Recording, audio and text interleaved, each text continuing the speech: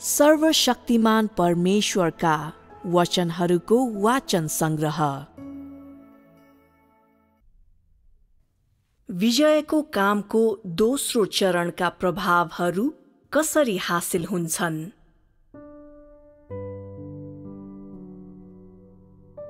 सेवाकर्ताहरूको काम विजयको कामको पहिलो चरण थियो। आज विजयको कामको दोस्रो चरण हो। विजयको काममा पनि किन सिद्ध बनाइने कुरा उल्लेख गरिएको छ?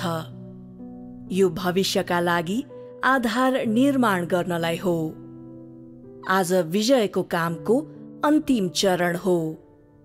यसपछि मानव जातिलाई सिद्ध पारिने कार्यको औपचारिक सुरुवात गर्ने महासङ्कष्टको अनुभव गर्ने समय आउनेछ। अहिले मुख्य विषय विजय हो, तर अहिले सिद्धताको प्रक्रियाको पहिलो चरणको समय पनि हो। यो पहिलो चरणमा मानिसहरूको ज्ञान र आज्ञाकारितालाई सिद्ध बनाउनु आवश्यक छ, जसले वास्तवमा विजयको कामका लागि आधार तयार गर्छ। यदि तँलाई सिद्ध पारिनु छ भने त भविष्यको महासङ्कष्टमाझ दृढ भएर खडा रहन सक्नुपर्छ र कामको अर्को चरणलाई फैलाउन तैँले आफ्ना सबै थोक दिनुपर्छ।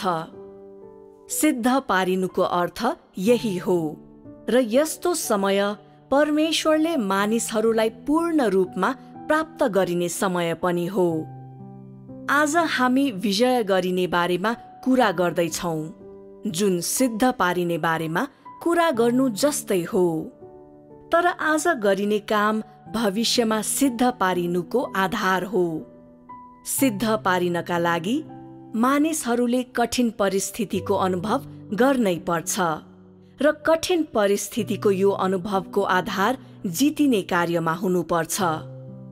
यदि मानिसहरूमा आजको जग छैन भने, यदि तिनीहरू पूर्ण रूपमा जितिएका छैनन् भने, कामको अर्को चरणमा तिनीहरूलाई दृढ भएर खडा हुन गाह्रो हुनेछ। जितिनु मात्रै अन्तिम लक्ष्य होइन, यो त शैतानको अगाडि परमेश्वरको गवाही दिने एउटा चरण मात्र हो। सिद्ध पारिनु चाहिँ अन्तिम लक्ष्य हो, र यदि तँलाई सिद्ध पारिएन भने त नष्ट हुनेछस्। भविष्यमा कठिनाइको सामना गर्नुपर्दा मात्र तेरो वास्तविक कद देखिनेछ। भन्नुको अर्थ तब मात्र परमेश्वर प्रतिको तेरो प्रेमको शुद्धताको स्तर स्पष्ट हुनेछ। आज मानिसहरूले भन्ने गरेको कुरा यो हो, परमेश्वरले जेसुकै गर्नु भए पनि हामीले उहाँको आज्ञा पालन गर्नै पर्छ। त्यसैले हामी प्रति भार हुन इच्छुक छौँ, जसले परमेश्वरको महान शक्ति र परमेश्वरको स्वभावको प्रकट गर्न सक्छ। परमेश्वर हामी प्रति दयालु हुनु भए पनि, वा उहाँले हामीलाई श्राप दिनु भए पनि, वा उहाँले हाम्रो न्याय गर्नु भए पनि, हामी अझै पनि परमेश्वर प्रति कृतज्ञ छौँ। तैँले यसो भन्नुले तँमा केही मात्रामा ज्ञान छ भन्ने मात्र देखाउँछ, तर यस्तो ज्ञान वास्तविकतामा प्रयोग गर्न सकिन्छ कि सकिँदैन भन्ने कुरा, यो ज्ञान वास्तविक हो कि होइन भन्ने कुरामा निर्भर हुन्छ। आज मानिसहरूमा त्यस्तो अन्तर्दृष्टि र ज्ञान हुनु भनेको विजयको कामको प्रभाव हो। तँ सिद्ध पारिन सक्छस् कि सक्दैनस् भन्ने कुरा कठिनाइको सामना गर्नु पर्दा मात्र देख्न सकिन्छ, र त्यस बेला तैँले आफ्नो हृदयबाट परमेश्वरलाई साँच्चै प्रेम गर्छस् कि गर्दैनस् भन्ने कुरा देखिनेछ। यदि तेरो प्रेम साँच्चै शुद्ध छ भने तैँले यसो भन्नेछस्, हामी प्रति भार हौँ, हामी परमेश्वरका हातका प्राणीहरू हौँ। जब तैँले अन्य जाति राष्ट्रहरूमा सुसमाचार फैलाउँछस्, तब तैँले भन्नेछस्, म सेवा मात्रै गर्दैछु। हामी भित्रको भ्रष्ट स्वभावहरू प्रयोग गरेर परमेश्वरले हामीलाई उहाँको धर्मी स्वभाव देखाउन यी सबै कुरा भन्नुभएको छ। यदि उहाँले त्यस्ता कुराहरू नभन्नु भएको भए हामी परमेश्वरलाई देख्न सक्ने थिएनौं, उहाँको बुद्धि बुझ्न सक्ने थिएनौं, न त त्यति महान मुक्ति र त्यति महान आशिष पाउन नै सक्ने थियौं। यदि तँसँग साँच्चै यो व्यावहारिक ज्ञान छ भने त्यो पर्याप्त छ। तर तैँले आज भन्ने धेरै जसो कुरामा कुनै ज्ञान छैन र त्यो नारा मात्र हो। हामी प्रतिभार र सेवाकर्ताहरू हौं। हामी जितिन र परमेश्वरका निम्ति गहन गवाही दिन चाहन्छौं। चिच्याएर मात्र त्यसको अर्थ तँसँग वास्तविकता छ भन्ने हुँदैन, न त यसले तँसँग कद छ भनी प्रमाणित नै गर्छ। तँसित वास्तविक ज्ञान हुनुपर्छ र तेरो ज्ञानलाई जाँच गरिनुपर्छ। परमेश्वरले यो समय अवधिमा व्यक्त गर्नुभएका यी बाणीहरूलाई तैँले अझै धेरै पढ्नुपर्छ र तेरा कार्यहरूलाई तुलना गरी हेर्नुपर्छ। तँ पूर्ण रूपमै एक प्रतिभार होस् भन्ने कुरा एक निरपेक्ष तथ्य हो। आज तेरो ज्ञानको हद कति छ? तेरा उपायहरू, तेरा विचारहरू, तेरा व्यवहार, तेरा बोली वचन र कामहरू, के यी सबै अभिव्यक्तिहरू परमेश्वरको धार्मिकता र पवित्रताका निम्ति प्रतिभार होइनन् र? के तिमीहरूका अभिव्यक्तिहरू परमेश्वरका वचनहरूद्वारा खुलासा गरिएको भ्रष्ट स्वभावका प्रकटीकरणहरू होइनन् र? तेरा सोचाइ र विचारहरू, तेरा प्रेरणाहरू र तँमा प्रकट भएको भ्रष्टताले परमेश्वरको धर्मी स्वभावका साथै उहाँको पवित्रतालाई देखाउँछ। परमेश्वर पनि फोहोरको देशमा जन्मिनु भएको थियो, तर उहाँ फोहोरद्वारा कलङ्कित हुनु भएको छैन। उहाँ तँ जस्तै त्यही फोहोरी संसारमा बस्नुहुन्छ, तर उहाँमा विवेक र समझ छ र उहाँले फोहोरलाई घृणा गर्नुहुन्छ। तैँले आफ्नो बोली वचन र काममा रहेको कुनै फोहोर फेला पार्न सक्दैनस्, तर उहाँले फेला पार्न सक्नुहुन्छ र उहाँले तँलाई ती कुराहरू देखाइदिनुहुन्छ। तेरा ती पुराना कुराहरू, तेरो विकास, समझ र ज्ञानमा रहेको कमी र तेरो पछौटे जीवनशैली, ती सबैलाई आजको प्रकाशले ज्योतिमा ल्याएको छ। परमेश्वर यसरी काम गर्न पृथ्वीमा आउनुभयो भने मात्रै मानिसहरूले उहाँको पवित्रता र धर्मी स्वभावलाई देख्छन्। उहाँले तेरो न्याय गर्नुहुन्छ र तँलाई सजाय दिनुहुन्छ, जसले गर्दा तैँले समझ प्राप्त गर्छस्। कहिलेकहीँ तेरो दुष्ट प्रकृति प्रकट हुन्छ र उहाँले त्यो तँलाई देखाइदिनुहुन्छ। उहाँले आफ्नो हत्केलालाई जस्तै मानिसको सारको बारेमा पनि जान्नुहुन्छ। उहाँ तिमीहरूको माझमा जिउनुहुन्छ। उहाँले तैँले खाने जस्तै भोजन खानुहुन्छ र उहाँ उही वातावरणमा बस्नुहुन्छ। तैपनि उहाँले धेरै कुरा जान्नुहुन्छ। उहाँले तँलाई खुलासा गर्न सक्नुहुन्छ र मानवताको भ्रष्ट सारलाई देख्न सक्नुहुन्छ। उहाँले मानिसका जीवन दर्शनहरू र कुटिलता र छलीपनलाई भन्दा बढी अरू कुनै कुरालाई घृणा गर्नुहुन्न। खास गरी उहाँले मानिसहरूका दैहिक अन्तर्क्रियाहरूलाई घृणा गर्नुहुन्छ। उहाँ मानिसका जीवन दर्शनहरूसित परिचित नहुनुहोला, तर मानिसहरूले प्रकट गर्ने भ्रष्ट स्वभावहरूलाई उहाँले स्पष्ट रूपमा देख्न र पर्दाफास गर्न सक्नुहुन्छ। उहाँले यी कुराहरूका माध्यमबाट मानिससँग बोल्न र उसलाई सिकाउनका लागि काम गर्नुहुन्छ। उहाँले यी कुराहरू मानिसहरूको न्याय गर्न र उहाँको आफ्नै धर्मी र पवित्र स्वभाव प्रकट गर्न प्रयोग गर्नुहुन्छ।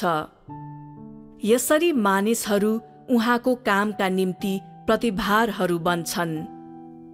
केवल देहधारी परमेश्वरले मात्र मानिसको भ्रष्ट स्वभाव र शैतानका सबै कुरूप अनुहारहरूलाई स्पष्ट पार्न सक्नुहुन्छ। उहाँले तँलाई दण्ड नदिनु भए पनि र तँलाई उहाँको धार्मिकता र पवित्रताका लागि प्रतिभारको रूपमा मात्र प्रयोग गर्नु भए पनि तैँले लज्जित महसुस गर्छस् र लुक्ने कुनै ठाउँ पाउँदैनस्, किनकि तँ अति नै फोहोरी छस्। उहाँले मानिसमा प्रकट भएका ती कुराहरू प्रयोग गरेर बोल्नुहुन्छ र जब यी कुराहरू प्रकाशमा ल्याइन्छन् तब मात्र मानिसहरूले परमेश्वर कतिसम्म पवित्र हुनुहुन्छ भनी जान्दछन्।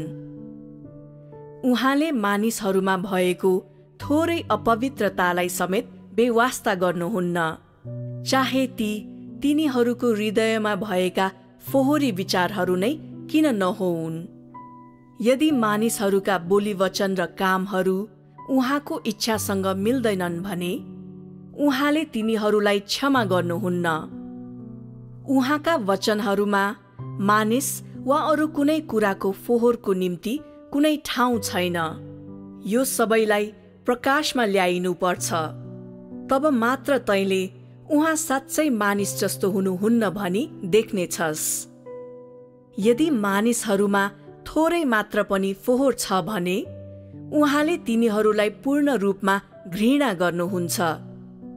कहिलेकहीँ यस्ता समयहरू पनि हुन्छन् जब मानिसहरूले बुझ्न सक्दैनन् र भन्छन्, परमेश्वर, तपाईँ किन त्यति धेरै रिसाउनुहुन्छ?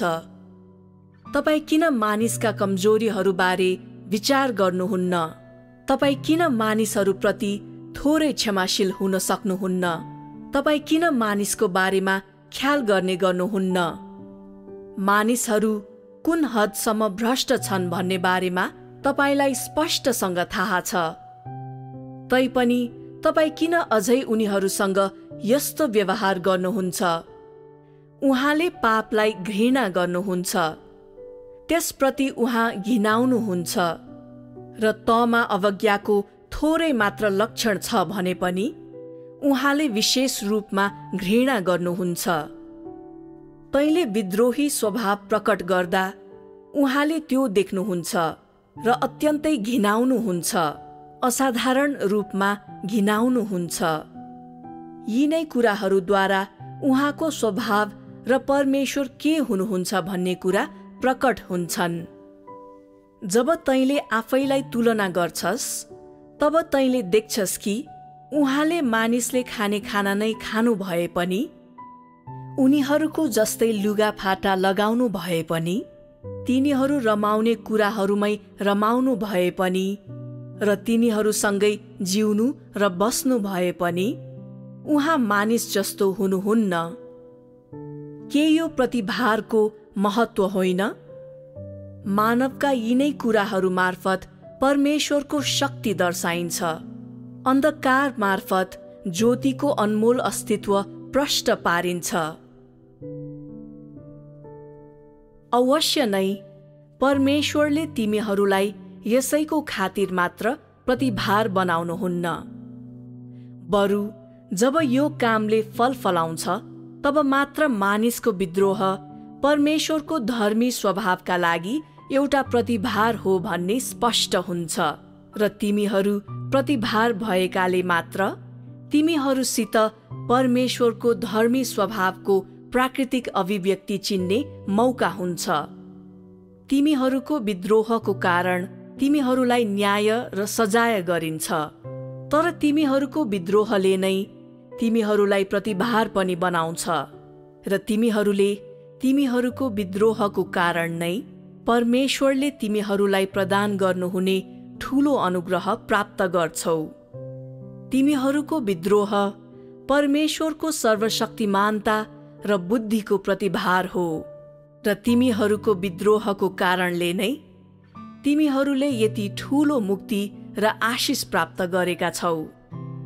तिमीहरूलाई बारम्बार मैले न्याय गरेको भए पनि मानिसले पहिले कहिल्यै नपाएको ठूलो मुक्ति तिमीहरूले पाएका छौ।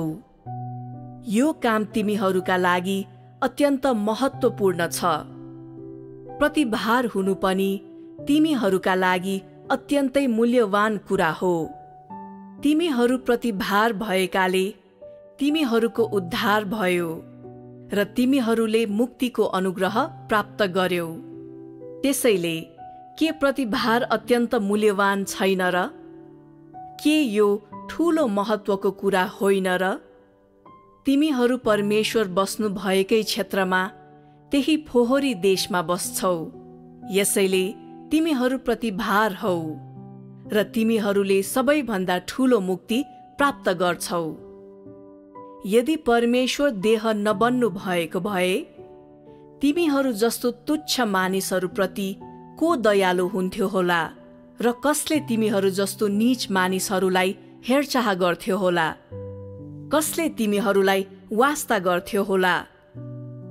यदि परमेश्वर तिमीहरू माझ काम गर्न देह नबन्नु भएको भए तिमीहरूले तिमीहरू भन्दा पहिलेका मानिसहरूले कहिल्यै नपाएको यो मुक्ति कहिले पाउने थियौ? यदि म तिमीहरूको हेरचाह गर्न, तिमीहरूका पापहरूको न्याय गर्न देह नबनेको भए के तिमीहरू धेरै अघि नै पातालमा पर्ने थिएनौ र? यदि म देह नबनेको भए र तिमीहरूको माझमा मैले आफैलाई नम्र नबनाएको भए तिमीहरू परमेश्वरको धर्मी स्वभावको एक प्रतिभार कसरी हुन सक्थ्यौ र? के मैले मानिसको रूप धारण गरेकोले र तिमीहरूलाई महान मुक्ति प्राप्त गर्न सक्षम बनाउन म तिमीहरू माझ आएकोले नै तिमीहरू प्रतिभार भएका होइनौ र? के म देह बनेकोले नै तिमीहरूले यो मुक्ति प्राप्त गरेका होइनौ र? यदि परमेश्वर तिमीहरूसँग बस्नका लागि देह नबन्नु भएको भए के तिमीहरूले अझै पनि मानव नरकमा कुकुर र सुँगुर भन्दा तुच्छ जीवन जिउँदैछौ भनी थाहा पाउने थियौ? के तिमीहरू देहको मेरो कामको प्रतिभार भएकोले नै तिमीहरूलाई सजाय र न्याय गरिएको छैन र? तिमीहरूका निम्ति प्रतिभारको काम भन्दा उपयुक्त अर्को काम छैन, किनकि तिमीहरू प्रतिभार भएकाले नै तिमीहरूलाई न्यायको माझमा मुक्ति दिइएको छ। के तिमीहरूलाई तिमीहरू प्रतिभारको रूपमा काम गर्न योग्य हुनु तिमीहरूको जीवनको आशिष हो जस्तो लाग्दैन? तिमीहरूले केवल प्रतिभारको काम गर्छौ, तैपनि तिमीहरूले यस्तो मुक्ति प्राप्त गर्छौ जुन तिमीहरूले पहिले कहिल्यै न त पाएका न त कल्पना गरेका थियौ। आज तिमीहरूको कर्तव्य एक प्रतिभार हुनु हो र तिमीहरूले पाउने इनाम चाहिँ भविष्यमा पाउने अनन्तका आशिषहरू हुन्।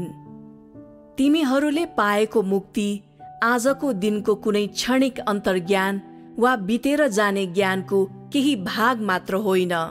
यो त ठूलो आशिष अर्थात् जीवनको अनन्त निरन्तरता हो।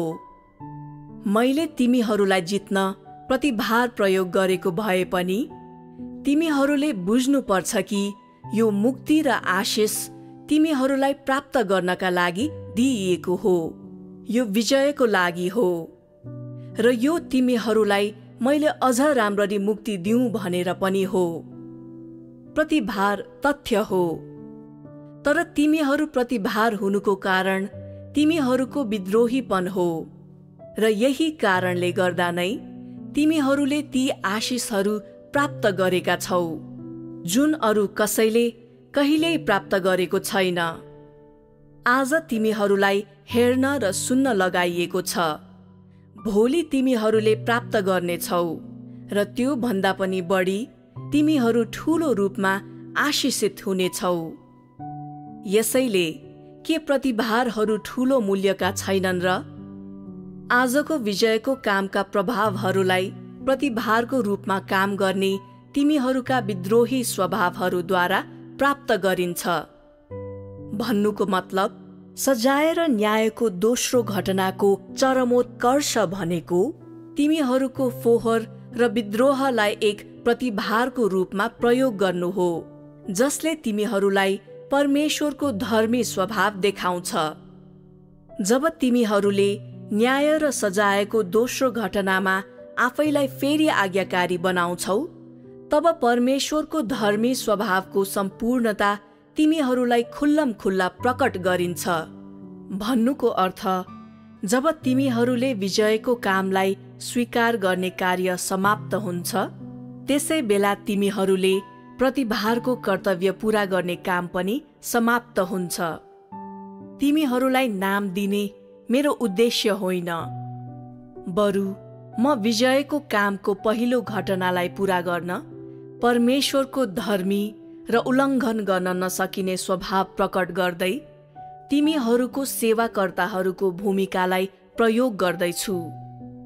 तिमीहरूका तुलनात्मक कुराद्वारा प्रतिभारको रूपमा काम गर्ने तिमीहरूका विद्रोहीपनद्वारा विजयको कामको दोस्रो घटनाका प्रभावहरू हासिल हुन्छन् र यसरी परमेश्वरको धर्मी स्वभाव सम्पूर्ण रूपमा तिमीहरूलाई देखाइन्छ, जसलाई पहिलो घटनामा पूर्ण रूपमा प्रकट गरिएको थिएन, र तिमीहरूलाई परमेश्वरको धर्मी स्वभाव उहाँ जे हुनुहुन्छ त्यो सबै सम्पूर्ण रूपमा देखाइन्छ, जसमा उहाँको कामको बुद्धि, आश्चर्य र निष्कलङ्क पवित्रता सामेल छन्। यस्तो कार्यको प्रभाव विभिन्न अवधिमा गरिएका विजयद्वारा र विभिन्न हदका न्यायद्वारा हासिल गरिन्छ। न्याय जति चरमोत्कर्षको नजिक पुग्छ, त्यति नै बढी त्यसले मानिसहरूको विद्रोही स्वभाव प्रकट गर्छ र विजय पनि उति नै बढी प्रभावकारी हुन्छ। विजयको यो कामको अवधिमा परमेश्वरको सम्पूर्ण धर्मी स्वभावलाई स्पष्ट पारिन्छ। विजयको कामलाई 2 चरणमा विभाजन गरिएको छ र यसका फरक फरक चरण र हदहरू छन्, र अवश्य नै हासिल गरिने प्रभावहरू पनि फरक फरक नै छन्। भन्नुको अर्थ, मानिसहरूको समर्पणको हद अझै गहन बनेको छ। यसपछि मात्र मानिसहरूलाई सिद्धताको सही मार्गमा पूर्ण रूपमा ल्याइन्छ। विजयका सबै काम पूरा भएपछि मात्र, जब दोस्रो पटकको न्यायले अन्तिम प्रभाव हासिल गरेको हुन्छ, मानिसहरूको न्याय गरिँदैन, बरु जीवनको अनुभव गर्ने सही मार्गमा प्रवेश गर्न दिइन्छ। किनकि न्याय विजयको एक प्रतिनिधित्व हो र विजयले न्याय र सजायको रूप लिन्छ। परमेश्वर सबैभन्दा पछौटे र फोहोरी ठाउँमा देह बन्नुभयो, र यस्तो तरिकाले मात्र परमेश्वरले उहाँको पवित्र र धर्मी स्वभावको सम्पूर्णता स्पष्ट रूपमा देखाउन सक्नुहुन्छ। अनि उहाँको धर्मी स्वभाव के मार्फत देखाइन्छ? यो त्यस बेला देखाइन्छ जब उहाँले मानिसको पापको न्याय गर्नुहुन्छ, जब उहाँले शैतानको न्याय गर्नुहुन्छ, जब उहाँले पापलाई घृणा गर्नुहुन्छ, र जब उहाँले उहाँको विरोध र उहाँ विरुद्ध विद्रोह गर्ने शत्रुहरूलाई तुच्छ ठान्नुहुन्छ। मैले आज बोल्ने वचनहरू मानिसका पापको न्याय गर्न, मानिसको अधर्मीपनको न्याय गर्न, मानिसको अवज्ञालाई शाप दिनका निम्ति हुन्। मानिसको कुटिलपन र कपट, मानिसका बोली वचन र कामहरू, परमेश्वरको विरुद्धमा रहेका यी सबैलाई न्यायको दायरामा ल्याउनु पर्छ र मानिसको अवज्ञाका सबै कुरालाई पापको रूपमा भर्त्सना गरिनुपर्छ। उहाँका वचनहरू न्यायका सिद्धान्तहरूमा केन्द्रित छन्। उहाँले आफ्नो धर्मी स्वभाव प्रकट गर्न मानिसको अधर्मीपनको न्याय, मानिसको विद्रोहीपनको श्राप र मानिसको कुरूप अनुहारको खुलासालाई प्रयोग गर्नुहुन्छ। पवित्रता उहाँको धर्मी स्वभावको प्रतिनिधित्व हो, र वास्तवमा परमेश्वरको पवित्रता नै उहाँको धर्मी स्वभाव हो। तिमीहरूका भ्रष्ट स्वभाव नै आजका वचनहरूका सन्दर्भ हुन्। बोल्न र न्याय गर्न अनि विजयको काम पूरा गर्न म तिनलाई प्रयोग गर्छु। वास्तविक काम यही मात्र हो र यसले मात्र परमेश्वरको पवित्रतालाई पूर्ण रूपमा चम्काउँछ। यदि तँमा अलिकति पनि भ्रष्ट स्वभाव छैन भने परमेश्वरले तँलाई न्याय गर्नुहुने छैन, न त उहाँले तँलाई उहाँको धर्मी स्वभाव नै देखाउनुहुनेछ। तँमा भ्रष्ट स्वभाव भएकोले परमेश्वरले तँलाई त्यसै छोड्नुहुने छैन र यसै मार्फत उहाँको पवित्रतालाई देखाइन्छ। यदि परमेश्वरले मानिसको अपवित्रता र विद्रोहीपन अति ठूलो भएको देख्नुभयो र पनि उहाँ बोल्नु भएन वा तेरो न्याय गर्नु भएन र तेरो अधर्मीपनका लागि तँलाई सजाय पनि दिनु भएन भने त्यसले उहाँ परमेश्वर हुनुहुन्न भन्ने प्रमाणित गर्छ, किनकि उहाँमा पापप्रति कुनै घृणा हुने थिएन। उहाँ मानिस झै फोहोरी हुनुहुने थियो। आज तेरो फोहोरकै कारण म तेरो न्याय गर्छु र तेरो भ्रष्टता र विद्रोहीपनकै कारण म तँलाई सजाय दिन्छु। मैले तिमीहरूलाई आफ्नो शक्ति देखाइरहेको वा जानी जानी तिमीहरूलाई दमन गरिरहेको छैन। यस फोहोरको देशमा जन्मेका तिमीहरू फोहोरद्वारा नराम्रोसँग दूषित भएका हुनाले म यी कुराहरू गर्छु।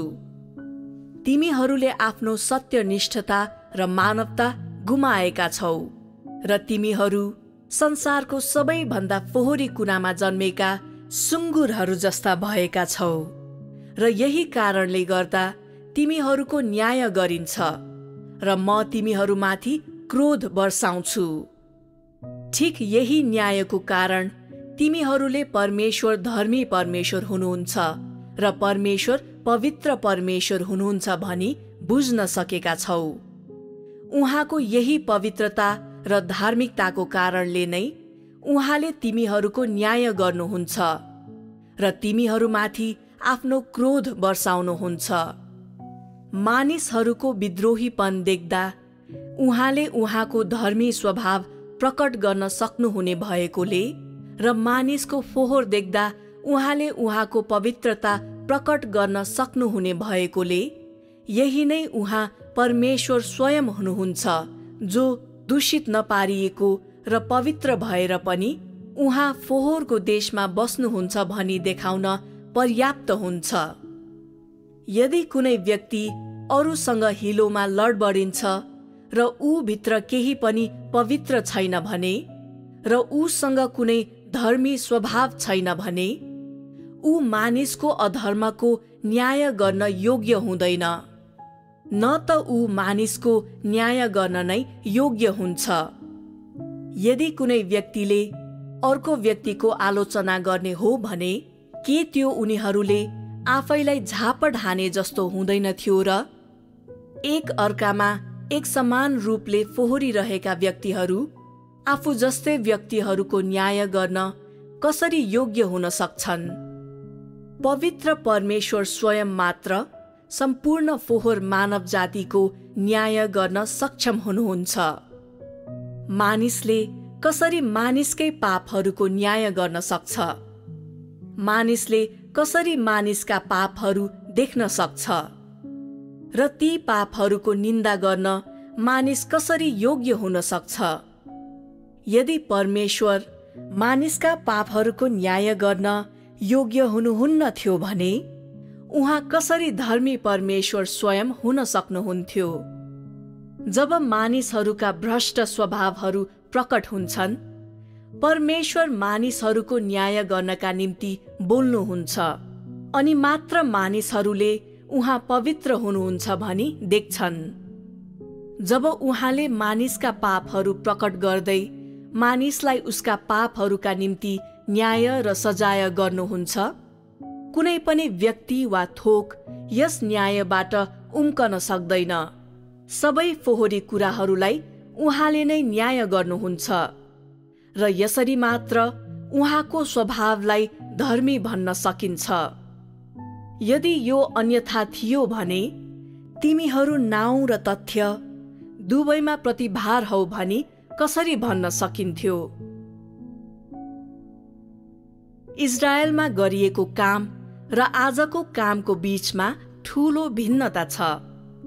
यहोवाले इजरायलीहरूको जीवनलाई डोर्याउनु भयो र त्यहाँ त्यति धेरै सजाय र न्याय थिएन, किनकि त्यसबेला मानिसहरूले संसारलाई थोरै मात्र बुझेका थिए र उनीहरूका भ्रष्ट स्वभावहरू थोरै थिए। त्यसबेला इजरायलीहरूले यहोवाको पूर्ण आज्ञा पालन गर्थे। जब उहाँले तिनीहरूलाई वेदी बनाउनु भनी भन्नुभयो, तब तिनीहरूले तुरुन्तै वेदीहरू निर्माण गरे।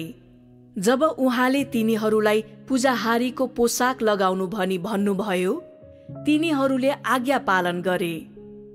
ती दिनहरूमा यहोवा भेडाको बगाललाई हेरचाह गर्ने गोठालो झै हुनुहुन्थ्यो। भेडाहरू गोठालोको अगुवाईमा हिँड्थे र चरनका घाँसहरू खान्थे। के खाने, के लगाउने, कसरी बस्ने र कसरी यात्रा गर्ने भनी बताउँदै यहोवाले तिनीहरूको जीवनलाई डोर्याउनु भयो। त्यो परमेश्वरको स्वभाव स्पष्ट पार्ने समय थिएन, किनकि त्यस समयको मानव जाति भर्खर जन्मेको थियो। त्यहाँ विद्रोही र विरोधीहरू थोरै थिए। मानव जाति माझ त्यति फोहोर थिएन, यसैले मानिसहरूले परमेश्वरको स्वभावको प्रतिभारको रूपमा काम गर्न सक्दैनथे। फोहोरको देशबाट आएका मानिसहरू मार्फत नै परमेश्वरको पवित्रतालाई देखाइन्छ। आज उहाँले फोहोरको देशका यी मानिसहरूमा प्रकट भएको फोहोर प्रयोग गर्नुहुन्छ र उहाँले न्याय गर्नुहुन्छ र न्याय माझ उहाँ जे हुनुहुन्छ सो प्रकटीकरण हुन्छ। उहाँले किन न्याय गर्नुहुन्छ? उहाँले न्यायको वचनहरू बोल्न सक्नुहुन्छ, किनकि उहाँले पापलाई घृणा गर्नुहुन्छ। यदि उहाँले मानव जातिको विद्रोहीपनलाई घृणा गर्नु हुँदैन थियो भने उहाँ कसरी त्यति रिसाउन सक्नुहुन्थ्यो र? यदि उहाँभित्र कुनै घृणा, कुनै इन्कार हुँदैन थियो भने, यदि उहाँले मानिसहरूको विद्रोहलाई ध्यान दिनुहुन्न थियो भने त्यसले उहाँलाई मानिस जस्तै फोहोर साबित गर्ने थियो। उहाँले मानिसलाई न्याय र सजाय गर्न सक्नुहुन्छ, किनकि उहाँ फोहोरलाई घृणा गर्नुहुन्छ र जुन कुरालाई उहाँ घृणा गर्नुहुन्छ त्यो उहाँमा छँदै छैन। यदि उहाँमा पनि विरोध र विद्रोह भएको भए उहाँले विरोधी र विद्रोहीहरूलाई तुच्छ मान्नुहुने थिएन।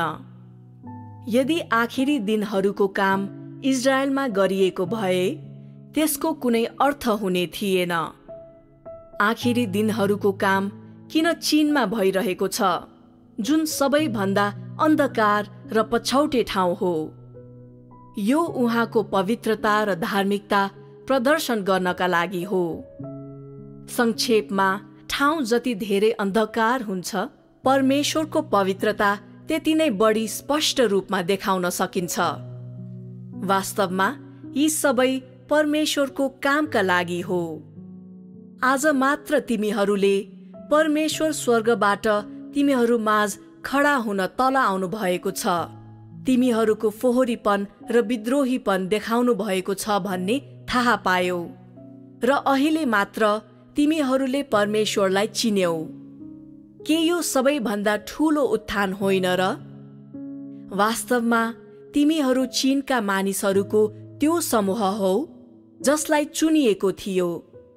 तिमीहरू चुनिएकाले र तिमीहरूले परमेश्वरको अनुग्रहको आनन्द पाएकाले र तिमीहरू त्यति ठूलो अनुग्रहको आनन्द लिन योग्य नभएकाले यसले यी सबै तिमीहरूको सर्वोच्च उत्थान हो भन्ने प्रमाणित गर्छ।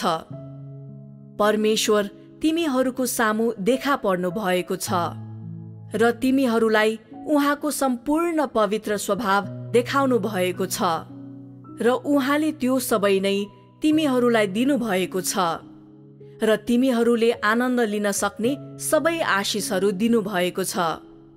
तिमीहरूले परमेश्वरको धर्मी स्वभावको स्वाद मात्र पाएका नभई परमेश्वरको मुक्ति, परमेश्वरको छुटकारा र परमेश्वरको असीमित अनन्त प्रेमको स्वाद पनि पाएका छौ। सबैभन्दा फोहोरी तिमीहरूले त्यति ठूलो अनुग्रह उपभोग गरेका छौ। के तिमीहरू आशिषित छैनौ र? के यो तिमीहरूलाई परमेश्वरले उचाल्नु भएको होइन र? तिमीहरूको हैसियत सबैभन्दा नीच छ। त अन्तर्निहित रूपमै त्यस्तो ठूलो आशिष पाउन अयोग्य छस्। तैपनि परमेश्वरले अपवादको रूपमा तँलाई उचाल्नु भयो। के तँलाई लाज लाग्दैन? यदि तँ आफ्नो कर्तव्य पूरा गर्न असमर्थ छस् भने तँ अन्त्यमा आफैदेखि लज्जित हुनेछस् र तैँले आफैलाई दण्ड दिनेछस्। आज तँ अनुशासनमा परेको छैनस्, न त तैँले दण्ड नै पाएको छस्।